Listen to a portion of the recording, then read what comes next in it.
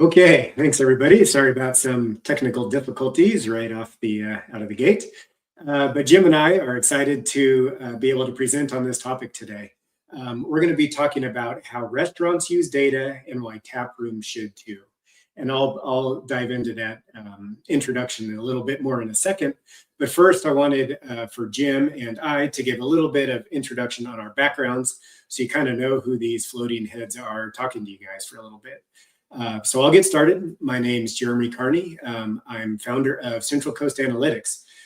Most of my background is in data. A lot of that was at the corporate level, kind of seeing how large companies use data to drive their day-to-day decision-making and strategy. What I've done over the last few years is started this business and really working with craft breweries and other industry partners to help them make better use of their data. I found it's a great fit because breweries, even pretty small ones, can have data spread all over the place, right? But it's really hard for them to be able to use that in decision making. So I help them be able to do that. As I started this business, I was also lucky enough to meet Jim and some other people who are more focused on the restaurant space. So we started a business about 9 months ago called Hatch Insights, which does a lot of the similar stuff that I do with Central Coast Analytics, but is more restaurant focused. So excited to work with Jim on that. He has a great background and experience in restaurants. Jim, you want to give the group a minute or two on your background?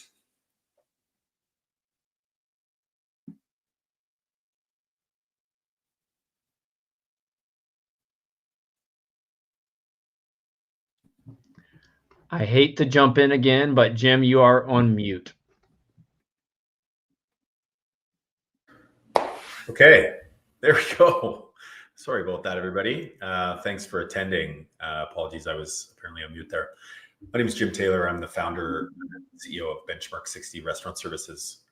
Similarly to Jeremy's background, a lot of my experience prior to starting my business was in the corporate operations world, specifically in chain restaurants in the Canadian market.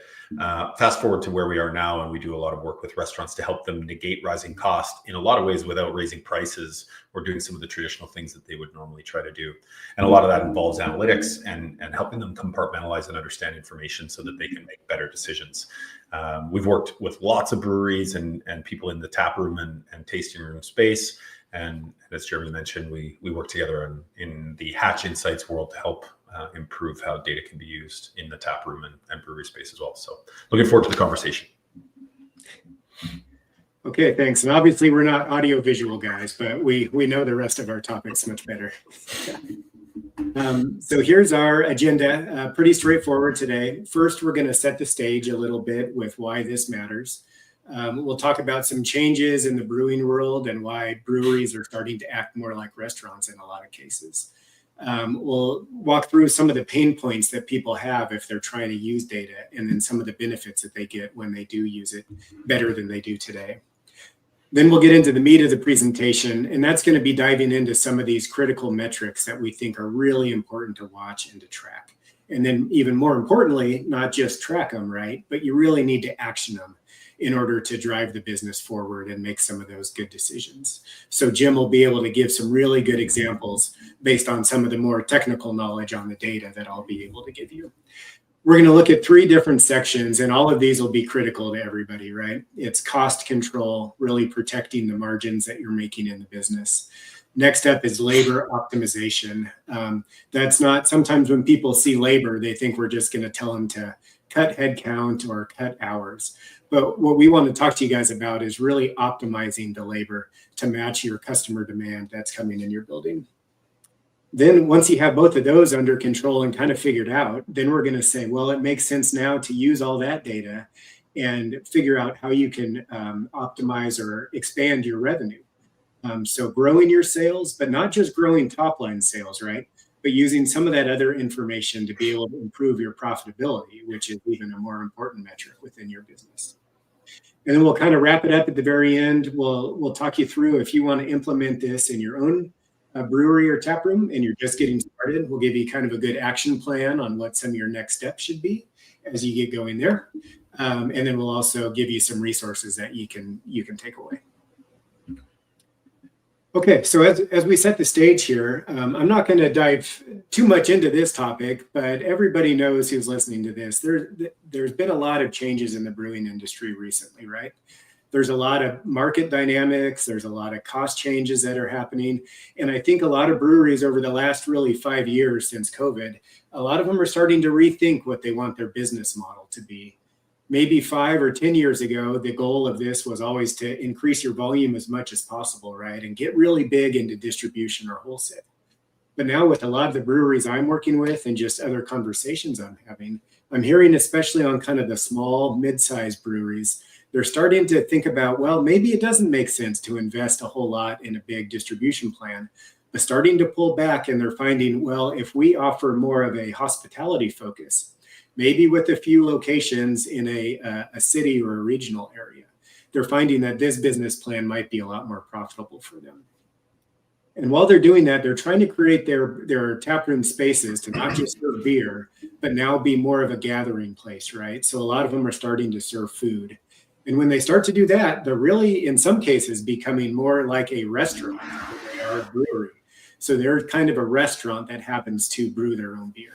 So that's why we think this discussion is going to be really good. We can take a lot of the learnings that maybe restaurants have had because they've been serving food longer than breweries have, and help breweries get started looking at some of those same metrics.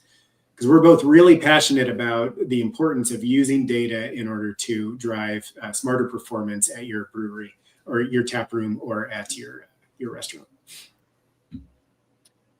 So these are some of the challenges we're seeing today. Won't go into them really deeply here, but certainly rising costs, unpredictable labor, declining what I'll call traditional revenue.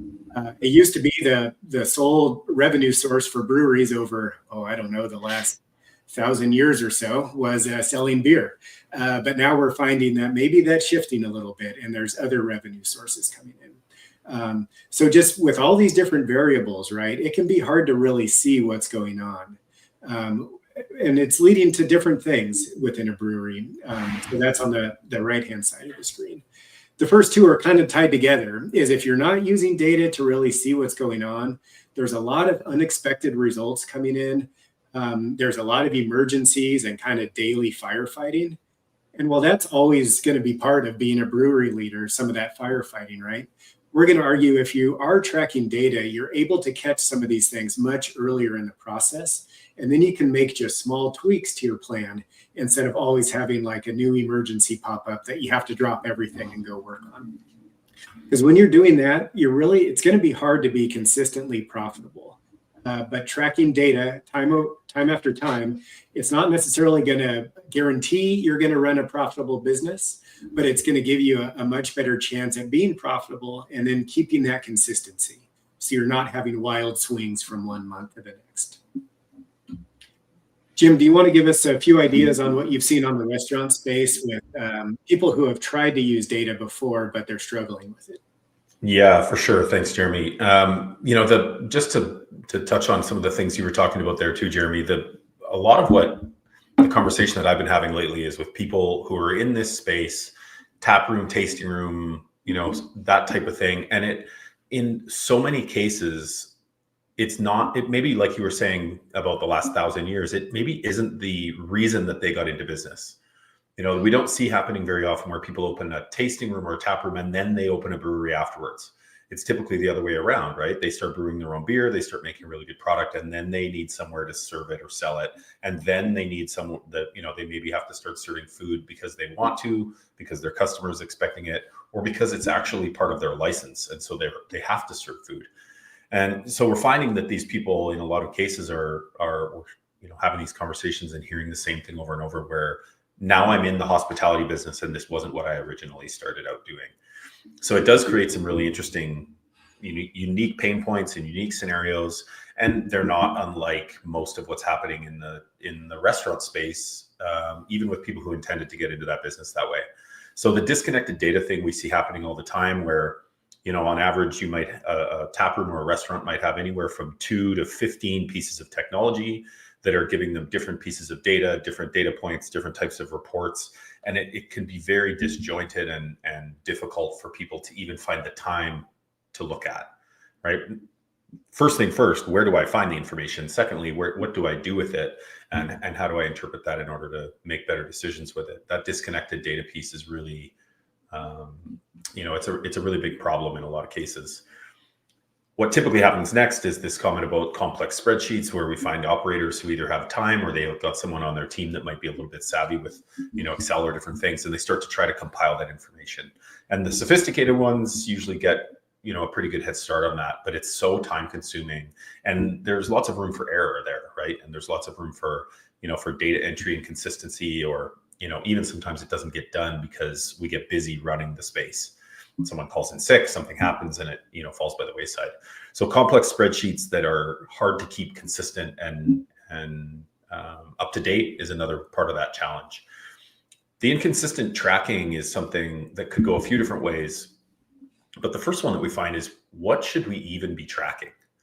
What should I be looking at when it comes to my labor costs, when it comes to my cost of goods sold, when it comes to my revenue? Some of the things that we're going to talk about, we hear this inconsistent tracking a lot, and really having, making sure that people understand what the key points are that are going to drive the business and results the best are really important. Limited context is part of it. Things like, I was having a conversation the other day with an operator who was talking about cost of goods management, and we're going to get into some of this as we go. They understood what the theoretical cost of their menu was. Maybe it was supposed to be 30% food cost, for example, but the context beyond that, in terms of how much more they understood, was limited, meaning that it made it harder for them to make quick decisions when they needed to make changes. So limited context and sometimes knowledge and experience kind of tie into that is also a part of this problem. And all of that really creates reactive actions. So we think this is what's happening based on what we can see. This is what it's telling us, has been happening. Here's what we think the trend is. And what that leads to is a lot of intuitive decision-making in terms of how to operate the business, whether it's when should we make pricing changes, what should we charge for a certain new item on the menu, all of those types of things come into play. How much should we pay people? What should our costs and our targets be? There's a lot of reactive decisions and actions that come into play with that. So it does, all in all, start with disconnected data, and it really makes managing the business harder. So we're seeing, what the most successful restaurants and the most successful taprooms are doing is really using the data, like we're saying here, to drive the decision-making. And from a proactive perspective, it doesn't have to be complicated, but understanding what to track, how to track it, what to do with it, and being able to make decisions quickly is really crucial. And Jeremy, you and I have talked about this one so many times. The technology side of the industry is advancing very, very quickly. I'm sure everyone who's listening to this has implemented multiple pieces of technology into their business in the last few years, for sure. And what we find happens with a lot of those technology companies is, if something's going on in the business and I'm the operator and I phone that company and ask them, where do I find this piece of information? Where do I find this feature? Where do I find this report? There's going to be somebody on their team that right away can say to you, here's where you find it. Here's where you get it. Here's how you can access it when you need it moving forward. Maybe they'll even send you a YouTube video showing you how to do that. But if you phone that same helpline back again the next day and ask them, what do I do with the information in that report that you helped me find yesterday? None of them are in the business of helping to determine what action should be.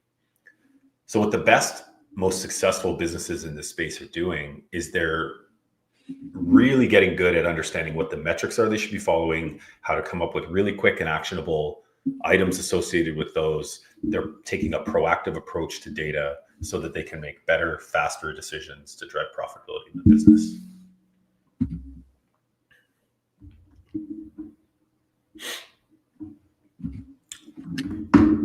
Okay, great. Now we're going to dive into some of the critical metrics that we think are important to both run a restaurant and a tap room. So like I mentioned at the very beginning, first we're going to start with cost control, then we'll dive into labor optimization, and then revenue expansion. So for each of these, I'll give you some of the kind of nuts and bolts of what we're doing, and then Jim will talk through a little bit more, some real life case studies that he's seen with locations that have done these successfully. So first off, with understanding cost structure. So it's really hard to run a profitable taproom or restaurant if you don't understand your cost structure, right? What we're trying to do here, especially in times when costs are moving around a lot, which these days they seem to continue to do that, is we want to be able to prevent surprises and be able to take action quickly before they really become a negative on our margin or on our profitability. Once we understand what the cost is of all of our different items in our menu and our different categories, we can use that information to start to make some better or different pricing decisions, right? You can do that without understanding your cost structure, but it's going to be difficult to really know what you're profitable on and what you're not. And what we want to talk about, not only with this section, but really through all of these sections, is it's so critical to do all of this analysis. Start at the lowest level possible, right? So get really granular and detailed. The great thing about if you have that low level of detail is then you can start to aggregate it and group it together to really show all different levels of your business, and all the numbers tie out exactly, right? So we'll show different examples of that through all of the sections we look at.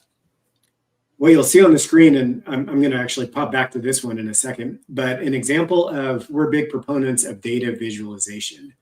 So if you do a lot of this stuff today and you have kind of a manual process, it's probably going to be real spreadsheet based, maybe a big Excel spreadsheet, right? But as you'll see in some of these examples, if you're able to visualize that data, sometimes it makes it a lot quicker to pick out those insights that you need to focus on. And then sometimes even more importantly, it helps you communicate it out to others and make it really easy for them to see what you're seeing in the data. So here are some key metrics that we think are important to watch in this area. First, and I already kind of talked about this one, but your cost of goods sold percent. And like I mentioned earlier, really the more ways you can measure that and break it down, the more effective you're going to be as a problem solver. Sometimes maybe just the category level is the right way to manage this. Other times you'll want to dive down into individual items, maybe even day of the week. So really starting at that granular level is going to give you all that flexibility.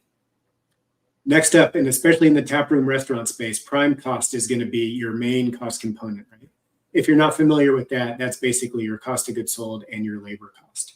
So this might be one that you don't necessarily want to track on a day-to-day basis. That's going to be pretty tricky and you might not get a lot out of it. But I'd say weekly or bi-weekly, maybe on the payroll cycle, it makes sense. If you can, don't just wait till the month-end financial statement comes out, right? Because that might be a few weeks into the next month. And sometimes you're looking back too far to be able to take an action. So try to get this one as close to possible as the point of impact as possible. And then last up, and I'm going to flip back up to the previous slide to show that visual again. But this would be measuring your actual cost versus your theoretical cost. So theoretical cost could also be like your target cost, right? It's what, if everything was done perfect, preparing the menu item with your recipe, it's what you think that would cost. And then comparing your actual costs against that. And then when you visualize it like we're seeing on the screen here, in this case, blue means something is doing good. It's actually under what the target cost was. You can see in this case, we only have one item that's showing that. But what the team would probably want to focus on would be the dark red or oranges on here. And you can see that falls in the pizza category here. We can see we have a couple pizzas and really all three are quite a bit above the theoretical cost, right? So this would be, instead of working on this across your full menu, if you visualize the data and start to drill in like this, you really know where you need to be pinpointed in order to make some of these decisions, maybe with recipes or waste or whatever other problem you might be having with some of your cost. Jim, do you have any examples of how you've seen restaurants use this information? Yeah, a couple of things. Thanks, Jeremy. The example of pizza, I think the discussion that we hear happening the most is really almost an education discussion about what variance between actual cost of goods and theoretical cost of goods means. And so just to sort of piggyback on what you were saying, if the chef was to write a menu for food in the tap room, for example, and as you take an average cost of goods for each of those items, let's say the menu was costed at 30%. Well, that's if there was zero waste, if every recipe was made exactly, to the right weights and specs and everything, zero waste. zero shrinkage or theft or anything happening in the business. Sometimes people go home with some cheese or a steak or something like that out of the cooler, unfortunately. So zero waste, recipes are perfect, zero theft happening. Everything that you were delivered from your supplier was perfect, and the invoices were charged exactly how the recipe was made. There's a lot of variance that can happen there, right? And a lot of controllable that can happen there. And so we've seen in restaurants that might have a 30% theoretical cost, their actual cost might be 35%.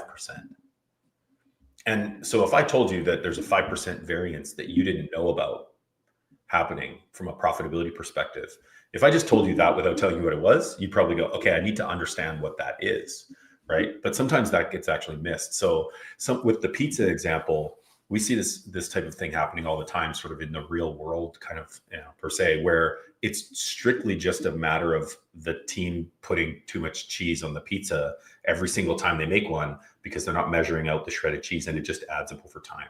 And that variance can be really, really expensive. So we've seen that happen quite often. The other piece that we see, in sort of another kind of example around this, is having a good understanding of actual versus theoretical cost actually helps to, we'll get to this discussion as we go, but just to sort of plant the seed, it does help from a strategic pricing perspective, because if we know what items we're seeing variance on or running higher than expected actual cost, it might point us in a direction of either what needs to be addressed pricing wise, or potentially what even shouldn't be on the menu. So there's definitely some good real world sort of examples that we see coming up all the time. And cost of goods management, especially in food right now in tap rooms, is probably the number one thing that we're hearing questions about. Great, good examples. Okay, next up, we're going to dive a little bit more into labor optimization. And like I kind of prefaced at the beginning, right? We're not going to focus on cutting labor, cutting headcount.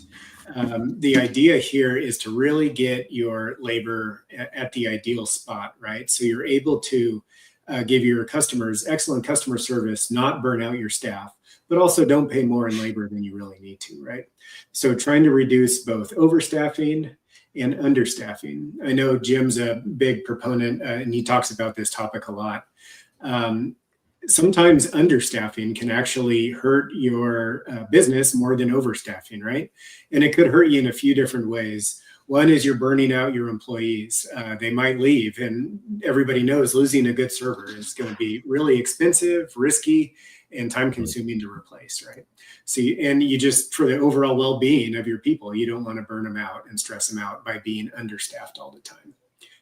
It's also going to hurt you on the on your revenue side, because if customers are coming in on a Saturday afternoon, right, they're all excited to get some beers and get some food. But if they're having a hard time getting that next beer, they might just get up and walk out the door and go to somebody else who's also making pretty good beer in town, right? And then people have long memories when it comes to this stuff. And when they're looking to go out a few more Saturdays from now, they'll remember that maybe the place they went to gave them really poor service, so they won't go back there too. So labor, I think, is so critical, like for multiple different reasons, to get it really well dialed in. You're not only protecting your employees, but you're also going to help revenue, and then keeping your cost structure in line by getting this one right. You can see on the screen, we have an example of one of the dashboards, kind of a high-level overview of how labor is going for a location, tracking some of these different metrics, showing some comparison points, and then some trending over time. As we get in here some more, and you probably saw some of these on the dashboard, but we think labor productivity is a really important metric to watch, right? Instead of just looking at labor cost percent, which can have a lot of, it's certainly an important metric, but it can have a lot of variables that impact it. By kind of stripping that out and just looking at your productivity, we measure this by either checks or covers per hour that somebody is working. So you're taking out the impact of price and other things, and you're really seeing how productive people are. And I promise you, if you track this by day of the week and time of the day, you're going to see some really surprising things. Maybe areas where normally your tap room's not very busy, but you also have done a really good job scheduling your labor. So maybe you're really productive during those time periods. Where other times you're going to see there's some gaps, and you need to look at maybe scheduling different according to what your productivity metric is. Next up, keep an eye on your average wage, right? So you can track that a lot of different ways, break it down by position, by front of house, back of house, by employee. You'll also see that overtime is probably going to drive a lot of your kind of average daily wage. So really important, obviously, to understand when you're spending that extra money for people working overtime. Sometimes it's necessary and there's nothing you can do about it. But if you're seeing it maybe happen on the same day of the week with the same position week after week, maybe there's a structural or scheduling change you can do in order to eliminate some of that in the future. And that all kind of comes down to, once you understand those two things, then you're able to do what we're going to call responsible scheduling, right? And that's taking all the information you've learned about customer traffic patterns and how you've been working overtime and make those good schedules, and then track how good your team is at kind of adhering to those schedules. Jim, I'm sure you have some examples in this area you'd like to share with the group. Yeah, well, and you hit a lot of it really well. I mean, I think that what I would always encourage people to do, there's a couple sort of action item things here that people can take away from this really quickly start doing things maybe differently or in addition to what they're currently doing in the tap room or the restaurant. And like you said, Jeremy, the first thing I would encourage people to do is start to understand what is happening with your average guest check, what is happening with how your customers are spending their money. The second one would be what is happening with average wage, and then we'll get to the hours part in a minute. But if you think about this from a kind of from a math perspective, right? There's only three components that go into creating that labor cost part. There's how many guests are we serving, how much are they spending, and how much are we paying people? Because we need customers to spend money and we need people to work so we can pay them a payroll. And the result of those two things, we divide them by each other, and that gives us a percentage. But if you're seeing an increase, for example, in how much your guest is spending on average, it's important to understand that that's making it easier for the team to hit their labor cost target. So higher average check means it's easier on the team to be profitable. Higher average wage, and I'll share some examples of this in a second, but higher average wage is working against the team. It's actually making it harder for them to be profitable. And then that productivity part that you mentioned, higher productivity makes it easier, lower makes it harder. We saw an example in a restaurant, single unit tap room in the Western Canadian market, but the same thing applies in any kind of space, right? Where we were looking at what was happening with average wage, and we were finding that over the last 90 days, all of a sudden, for some reason, it was climbing. And it wasn't climbing a ton, but it was, 10, 15 cents, 20 cents, 30 cents. It wasn't dollars at a time. It was 10, 15, 20 cents at a time. And the owner of the business actually said, we haven't had a minimum wage increase in the area that we operate in, and we haven't had a company mandate to raise wages. So this can't be accurate. What we found was happening was that the manager, because life is getting more expensive, the manager who was writing the schedule was actually giving people overtime hours in order to help them make more money. He was trying to take good care of his team. But what it was causing was this inflated and increasing average wage, which was making it harder on the team to be profitable. So basically the solve for this problem, the solve for this challenge was that the owner of the business recognized that he was trying to do the right thing by taking care of his people and retain them so they didn't have high turnover rates. They did a corporate mandate of give everybody a raise across the board.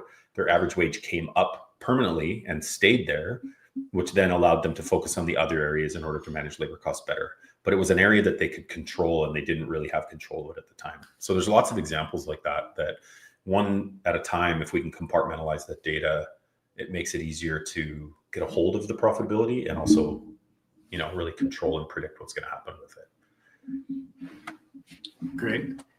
Yeah, a good example of the importance, I think, of being able to get down to like the root cause of what's going on and using data to do that. So then you're really taking the smartest action. There's a lot of different things you can action in these businesses, right? But when you're able to really pinpoint what the root cause of an issue is, then you can take that targeted smart action to improve things. Well, and so often the go-to in the hospitality industry in general, when labor cost starts to climb, the go-to typically is either raise prices or cut harder, right? And what we want to avoid is don't cut harder because it's actually going to impact service potentially, right? You told that example quickly there, Jeremy, about, maybe they can't get to the customer or the guest to serve something quick enough, right? To get people another round of drinks. The customer version of that is we're sitting around a tap room or a restaurant, and one of the people in the group says, should we have another round? And one person in the group responds with, well, we haven't seen the server in 20 minutes, so let's go somewhere else. When there's actually a chance to sell them something else before they leave. The data result of that we see happening, the connected data point to that is that we actually see that arrive in a declining average guest check. So the service side is, we've all experienced it. The data side is actually making it harder to be profitable from a guest spend perspective. Yeah, makes sense. Okay, so now that we have our costs fully under control, we've optimized our labor. We're going to show kind of some good ways to use some of that good control and structure that's in place, and start to use some of those insights in order to drive revenue expansion. Okay, so as we start on this one, the good thing about this topic is out in your point of sale system, it's tracking, hundreds or thousands of transactions every day, right? And what each of those transactions is basically somebody came in your building and they're voting with their wallet on what they think is going good or not going good in your tap room. So if you're able to look at that data and really see what's going on in there, your customers are telling you what they like or don't like. So you can use that data in order to make some other changes with what you have going on. And one way to do that is really focus on your high impact items, right? On your menu. Not everything is going to sell with the same popularity and the same profitability. So it's really important to understand how kind of all that lays out in your whole ecosystem of your different offerings. On the side of the screen, you'll see a visualization and a matrix that attempts to do that. And what we're basically doing is we're showing the relationship for each of in this case, we're showing 10 menu items. And we're plotting it, what the cost percent is versus the quantity, right? So basically how profitable and how much volume or how popular is each item that we sell. And if you're looking at this and reading some of the words on there, in the upper right, our high volume, high profit section, right? So ideally we have as many items as possible up there. We make a lot of money off them and people like to order, right? So we really want to try to promote and drive people to those items. In the lower left, on the other hand, we have our low volume, low profit items. So these might make sense to drop off the menu completely. If people aren't ordering a lot of them and you don't make much money, then probably doesn't make sense to have them, and maybe replace them with something that's better. Or you might look to increase pricing on here if possible. You're already pretty low volume, so increasing price probably isn't going to help on that side. So you could also look at your cost structure, and maybe on some of these items, that's where we saw some of the theoretical versus actual cost get out of whack, right? So if we're able to get that closer, then these items could move up out of that bottom left quadrant. And we're not going to talk menu design a whole lot in this presentation, but think about as you have some of this information, and maybe especially if you're just transitioning from like a beer only tap room to now one that is relying on food. Your beer only menu might have been pretty basic. I know a lot of times, let's say you have a dozen beers, maybe it's lined up by beer style or by ABV or even alphabetical, right? They're all basically priced the same. You're just giving basic descriptions. So sometimes there's not a whole lot of creativity in beer menu design. But especially when you have food in there and you're starting to see some food items are much more profitable than others, that's where you want to start to use some of your abilities in a menu design and really try to highlight those items that you want to sell more of, because you know customers like them, so they must be good and you're making a lot of money off them. Okay, so these are some of the main metrics that are good to track in this area, and I've already touched on some of these, but tracking that item profitability, understand what your most and least profitable items are, and then action those accordingly, right? Next up, you're going to look at each of your different both individual menu items and then categories, and understand what percent of your total business each of those makes up. And you might be surprised what I'm seeing with some of the food-focused tap rooms that I'm working with is if you kind of line up food, beer, and then other drinks on like a trend chart, a lot of times we're seeing food becoming a larger percent of everybody's total revenue, We're seeing other drinks also increasing. And then what's interesting and concerning for a brewery is a lot of times we're seeing that beer sales dropping.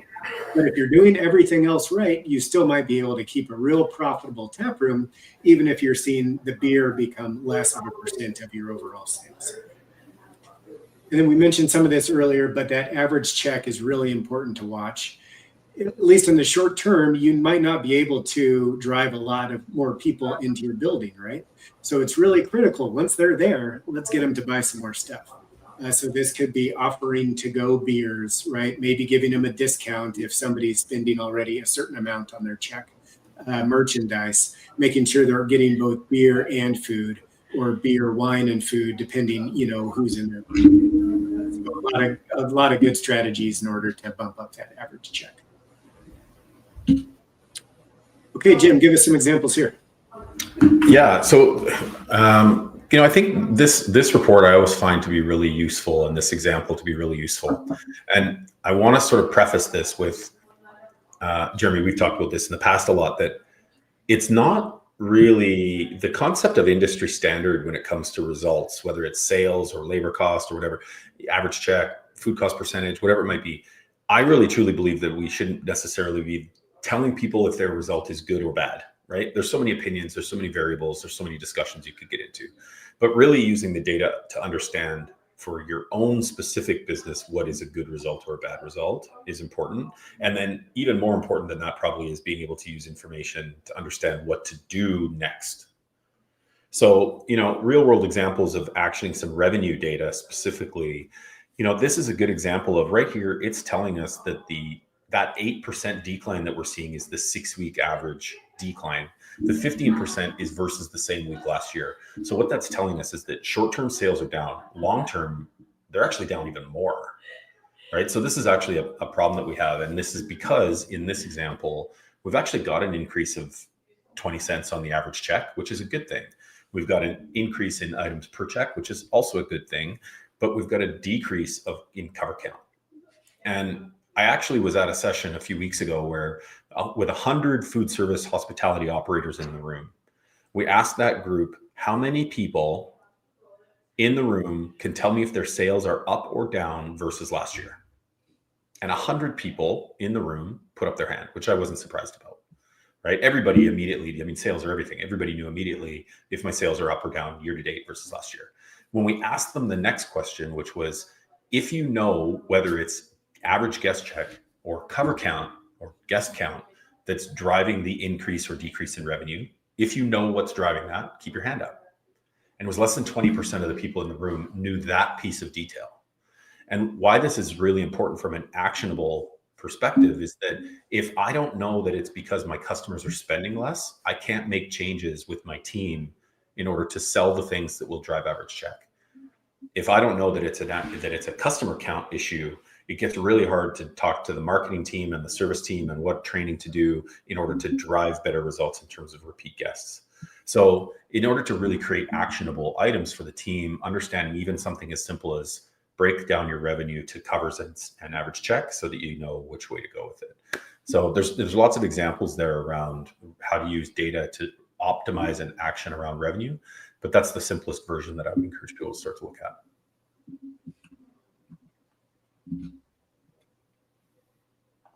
Cool. So that was all our detail on kind of the different metrics and examples to track. So as we're thinking about, well, now that you have some new information maybe and you want to put it together, we'll give you some ways to go ahead and do that. So first up with our kind of as you're looking at this stuff. So and I hope we talk through some of these as we went through the presentation, right? But it's really important to track the right numbers. Make sure you're tracking and working on what's actually moving the needle. And then it's not just a tracking exercise, it's an action exercise, right? That's even more critical than actually doing the tracking. So make sure you're acting on them. And then don't just act and then say, okay, we're done with that one and kind of forget about it and move on. but measure those results of it, and then view those results and adjust when needed. You're not always going to, pick the right action to take. The good thing about if you're tracking this stuff is you have that safety net, because you can really quickly see if you thought a metric was going to improve one direction or the other. If it's not, then you can really quickly be able to pivot and change what some of those actions might have been. Okay, so as we're kind of wrapping this up, here are some next steps that we'd recommend, and these are coming from what we've seen be successful with other locations, kind of starting down this journey. Sometimes people get excited, they're ready. We've kind of sold them on the importance of tracking information, right? And they're going to dive in and try to track every possible metric all at once. That's not going to be successful. So try to pick one or two that's going to be the highest priority for your business right now, kind of what fits in with your strategy, just based on your intuition. What do you think is going to move the needle the most? And pick one of those to get started. Next, and for some people, this could be a tough exercise, but it's pull the needed data. Like we talked about, it's really important to get the data at that lowest level as possible. So a lot of times that's coming out of your point of sale system or your labor system, maybe parts of your financial system. Try to get that data. And if it's really difficult for you to grab some of that, just work with what you have. You probably have some data. So sometimes that's enough to get started, get the ball rolling. And then, like I hope you saw some good examples of, the idea here is not create like this big monster spreadsheet that's 1,000 columns wide and 1,000 rows deep and give it to your team to say, okay, go action this stuff. We find it's really helpful to be able to visualize the data, be able to track and show trends over time, do those comparisons either to a budget or a target or a previous time period, right? What we're trying to do is kind of add context to all this information. What we don't want to do is you saw, let's say, your average wage go up last week. We don't necessarily want you to overreact to that if that was just a one-time outlier. But if you're looking at your trends, you're able to see, oh, actually our average wage has been increasing steadily over the last several weeks. So it is something I need to work on, versus it was a one-time outlier that you really shouldn't need to take too much of an action on. Next up, and we hit on some of this, is really try to understand what the drivers or like the leading indicators are to some of these metrics. So if you tell your team to go work on sales dollars, that can be a little bit tough in the aggregate, right? But if you start to break it down like we showed, and you're looking more at the number of checks, number of covers, maybe your average check, the number of items ordered per check, now you're able to get a lot more precise based on the issue your tap room or restaurant seeing, and be able to have people take those more targeted actions. And then get your team working on this stuff too, right? We don't just want like one overseer problem solver with all this data that they're hoarding to themselves. We want to create a whole team of problem solvers. So find a way to communicate this data out to people. You can't just show it to them, once a month or once a quarter, once a year, and expect it to really stick. You need to be able to look at this stuff all the time with them. And then especially as you're just getting started, you're probably going to find there's a lot of potential actions you can take. To start, pick the easiest one to do, right? So implement that, knock it out of the park. You get an easy win. That's a great way to build some momentum, and then start working on some things that are a little bit harder. And another thing I'll mention is not everybody needs to work on this solely within their business, right? There's thousands of other tap rooms around the country. There's tens of thousands of other restaurants, all kind of thinking about the same data. And there's probably hundreds of consultants out there also. So you don't have to figure it all out yourself. So if you have questions, reach out to your peer set, other people in your community, people like Jim and I. We love to talk about stuff like this. And as part of that, you can see on the right-hand side, we have a QR code. If you want to scan that, it'll take you to one of our little documents with 5 biggest mistakes that restaurants are making with their data. And these would be things that we would want taproom people to avoid too. Jim, do you have any final thoughts as we wrap up here? Yeah, just, like you said, the biggest mistakes thing I think is really an interesting and important thing I would encourage everybody to jump on that. It's just a quick scan and we'll get you that, because it just, especially for those that are sort of starting out, it's just really important to avoid overcomplicating things and avoid, some of those pitfalls and those mistakes, right? We want to make sure that people get as many of the lessons as possible without all the scars that they might get along the way.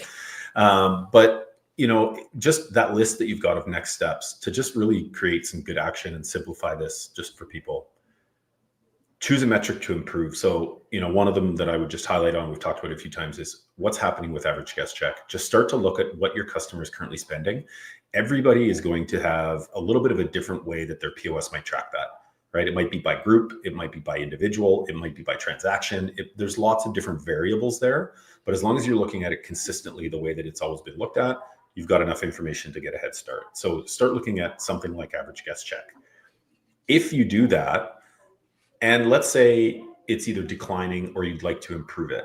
Here's an example of how a tap room did this without raising prices, without doing extra sales training, without doing any extra, heavy lifting around the business. They realized that the number of customers that were buying a 4-pack to go versus the total number of covers or guests that they were serving was really low. It was like 1 out of 10 guests was going and buying a 4-pack when they left, and they wanted to increase that. So they actually, and this might depend partially on the market that you're in or what the laws are like there, or how much flexibility you have around this. But this specific market, they were able to just lower the price of the 4-pack of beer for people who had already spent money in the business. So they were basically giving a discount on the 4-pack to anyone who had already dined in the tap room. So all they had to train their team to do was recommend a discounted 4-pack to anyone who was there. They immediately saw that go from 1 out of 10 guests ordering a 4-pack to 3 out of 10 guests ordering a 4-pack. And that increased their average check by over $1. And $1 is significant when you think about their average check was maybe in the $20 to $22 range. That's a significant increase, and it immediately helped to make their labor cost percentage go down and the business more profitable. So it doesn't have to be overly complicated, and unless you're trying to get sophisticated, which there's lots of opportunity in. But even just quick wins like that make a big difference. Okay, awesome. I think that's all we had today. So hope that was interesting for people. Please reach out if you have any questions or would like more information. Otherwise, we'll wrap it up here. Thanks a lot. Have a great day. Thanks so much.